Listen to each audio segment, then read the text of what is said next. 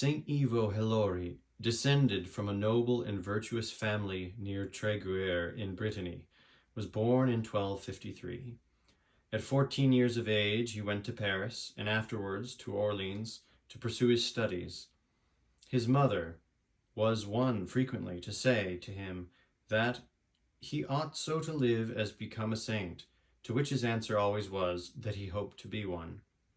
This resolution took deep root in his soul, and was a continual spur to virtue, and a check against the least show of any dangerous course. His time was chiefly divided between study and prayer. For his recreation he visited the hospitals, where he attended the sick with great charity, and comforted them under severe trials of their suffering condition. He made a private vow of perpetual chastity, but this not being known, many honorable matches were proposed to him, which he modestly rejected as incompatible with his studious life. He long deliberated whether to embrace a religious or clerical state, but the desire of serving his neighbor determined him at length in favor of the latter.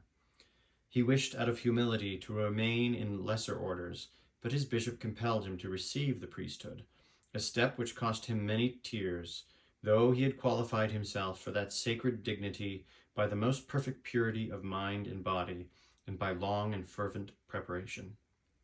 He was appointed ecclesiastical judge for the diocese of Rennes.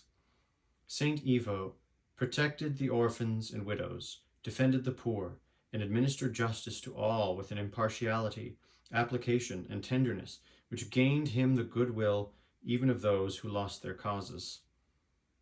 He was surnamed the Advocate and Lawyer of the Poor. He built a house near his own for a hospital of the poor and sick. He washed their feet, cleansed their ulcers, served them at table, and ate himself only the scraps which they had left. He distributed his corn, or the price for which he had sold it, among the poor immediately after the harvest. When a certain person endeavored to persuade him to keep him some months, that he might sell it at a better price, he answered, "I know not whether I shall be then alive to give it." Another time the same person said to him, "I have gaineth a fifth by keeping my corn." "But I," replied the saint, "100-fold by giving it away immediately." During the Lent of 1303, he felt his strength failing him, yet, far from abating anything in his austerities, he thought himself obliged to redouble his fervor in proportion as he advanced nearer to eternity. On the eve of the Ascension, he preached to his people, said Mass, being upheld by 2 persons, and gave advice to all who addressed themselves to him. After this he lay down on his bed, which was a hurdle of twigs plaited together, and received the last sacraments. From that moment he entertained himself with God alone, till his soul went to possess him in his glory.